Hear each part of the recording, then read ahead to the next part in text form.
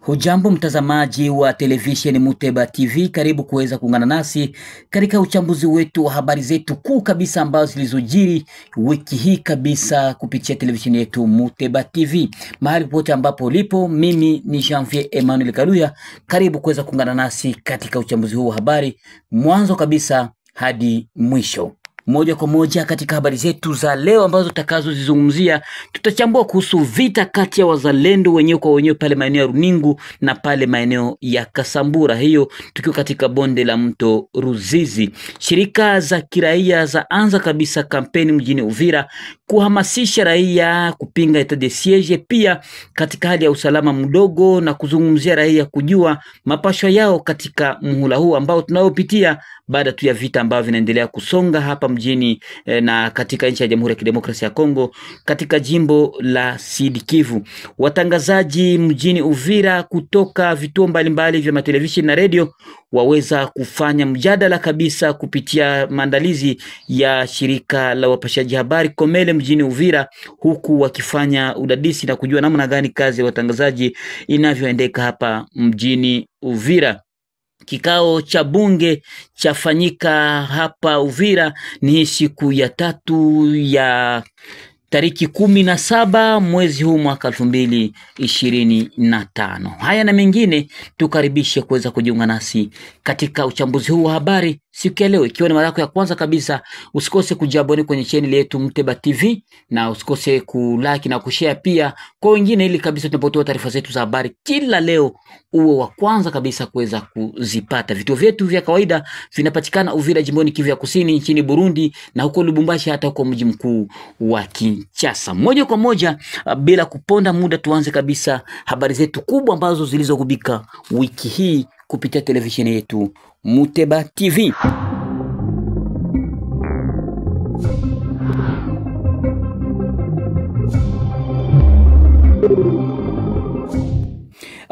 Vita kati ya wazalendo viliweza kuripotiwa huko maeneo ya Runingu, maeneo ya Mikamba na huko maeneo ya Biriba. Ni kati ya wazalendo wa kundi la Makanika na wazalendo wa kundi ya Nyerere Bunani. Tukujuze kuwa Bunani ni generali ambaye alikuwa hapa mjini Uvira, alikuwa akitumika katika polisi ya taifa na alifanya miaka mingi hapa mjini Uvira, baadaye na kujiunga na wazalendo. Alifanya miaka 10 akiwa porini na kwa sasa ameshuka hapo Runingu. Baada ya hapo kulikuwa na kamanda msaidizi wake Makanika ambaye alikuwa akifanya kazi chini ya uongozi wa Generale Nyerere Bunani, na baada ya hapo alijiuzulu baada ya kushimamishwa na kuanza kazi zake binafsi na kuunda kundi lake la wazalendo ambalo limeshimikwa tayari, na kupitia televisheni Muteba TV ulikwenda kupata image zake na ulienda kujua kile ambacho alichokizungumza, jambo ambalo linatia utata. Hiyo siku ya 3 kulikuwa na usajili ambapo General Nyerere alitamani kufika Runingu na nafasi zingine ili kuanzisha kuweka kambi yake na wazalendo ambao wataendelea kulinda raia maeneo hayo ambayo kwa sasa ni maeneo ya Makanika kama vile duru zinavyoeleza.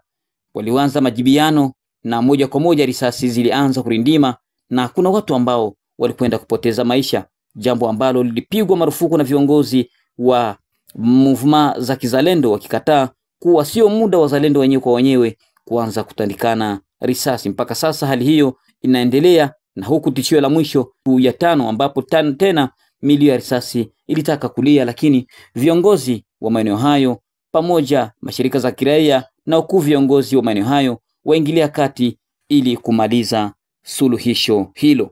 Shirika za kiraia kupitia muungano wa mashirika za kiraia mjini Uvira waanza kuhamasisha raia, huku wakiomba raia kushirikiana kwa pamoja na kupinga etat de siege, na pia kuzungumzia kuhusu usalama mdogo na pia hali ya kushushwa kwa dala hapa mjini Uvira, jambo ambalo limeanzishwa kupitia mashirika za kiraia, muungano wa movement vuguvugu ambazo zinaanzisha kampeni na kuzunguruka katika tarafa la Uvira. Siku ya Mungu iliyopita kulikuwa na kikao pale Kimanga ambapo kulikuwa na umati wa watu wengi ambapo walipata nafasi ya kuzungumzia swala hilo.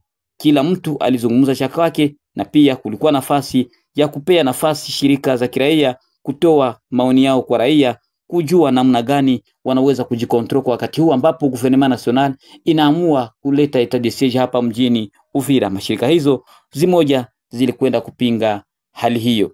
Na pia siku ya tatu kulikuwa na kongamano ambayo ilifanyika pale maeneo ya Kalimabenge, ambapo pia walipata nafasi ya kutumia raia wengi, ambapo walipata nafasi ya kupea general autoproclamé ambaye anajulikana kwa jina la Rene Itongwa. Alichukua nafasi ya kuzungumza na kueleza kuwa huko milimani tayari M23 imezingirwa, Android na Twirwaneho hawana nafasi ya kupita, kuingia au kutoka kwa sababu wamewekwa katikati.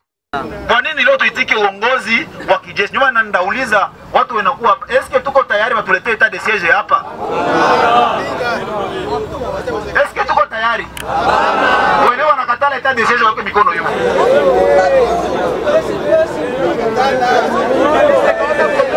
Wale wanakatala etat de siege wako mikono yao.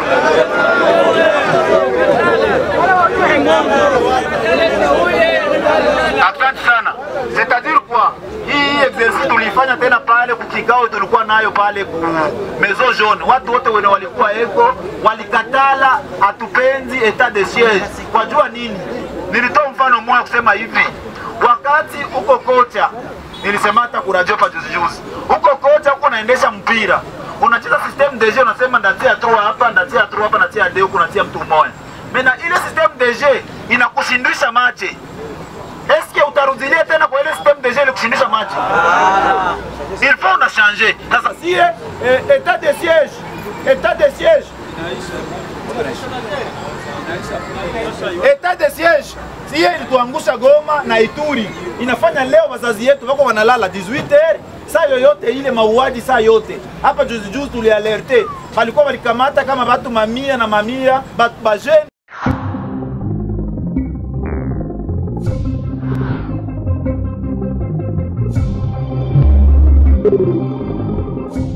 Watangazaji mjini Uvira wafanya mjadala wa amani ili kujua namna gani kazi zao zinazofanyika hapa mjini Uvira. Na pia televisheni yako Mteba TV iliweza kuwakilishwa na Jean-Vie Emmanuel Kaluya, ambaye waliweza kushiriki kwenye mjadala huo na kuzungumza kazi za upashaji habari, pia malengo za upashaji habari, na pia kupiganisha kuhusu habari za uongo zenye kuchochea chuki na ukabila. Zaidi ya watangazaji 56 kutoka vituo mbalimbali vya maredio na matelevisheni hapa mjini Uvira wakwenda kushiriki kwenye sikukuu hiyo. Participant au dialogue social organisé par la Corporation de médias en ligne d'Uvira, de Fizi et de Mwenga, Comel RDC, réunis à Uvira dans la salle auditorium des femmes de la mairie d'Uvira, ce 15 octobre 2025, représentants des journalistes, les organisations de la société civile, les leaders communautaires, les autorités locales, provinciales et autres parties prenantes engagées pour la cohésion sociale. Conscient du rôle essentiel que jouent les médias, les communautés locales et les autorités dans la consolidation de la paix et du vivre ensemble au Sud Kivu en général et aussi de la province du Sud Kivu en particulier, des impacts néfastes qui peuvent engendrer la désinformation, les rumeurs, les discours de haine et les divisions sur la paix, la sécurité et la coexistence pacifique. Déterminé à promouvoir une information responsable, crédible et constructive, à favoriser les dialogues intercommunautaires, la tolérance et la non-violence, à œuvrer ensemble dans la transparence et le respect mutuel pour construire une société plus juste et inclusive ainsi qu'apaisée. Nous nous engageons solennellement à 1. Respecter et dénoncer toute forme de discours de haine, des manipulations de l'information, des rumeurs et des désinformations, quels qu'en soient les canaux de diffusion. 2. Promouvoir une communication éthique et responsable fondée sur les faits vérifiés, dans le respect de la dignité humaine et de la diversité des opinions. 3. Encourager et soutenir les initiatives de paix, de dialogue et de cohésion sociale au sein de nos communautés respectives. 3. Collaborer activement avec les autres parties prenantes pour sensibiliser les populations aux dangers liés à la désinformation et aux discours incitatifs à la haine. Et 5. Mettre en place ou renforcer des mécanismes communautaires d'alerte précoce et de réponse rapide face aux fausses informations susceptibles d'attiser des tensions sociales. 6. Favoriser l'inclusion de toutes les voix, notamment celles de femmes, de jeunes, des groupes marginalisés, dans les efforts de paix et de construction de la vérité. 7. Participer régulièrement au cadre de concertations et de dialogues intersectoriels, comme celui initié par la Corporation de médias en ligne d'Ouvira, Fizi et Mwenga, Omel RDC. Fait à Ouvira le 15 octobre 2025, en fin de quoi les participants ont signé cet acte d'engagement. Je lis et je vous remercie.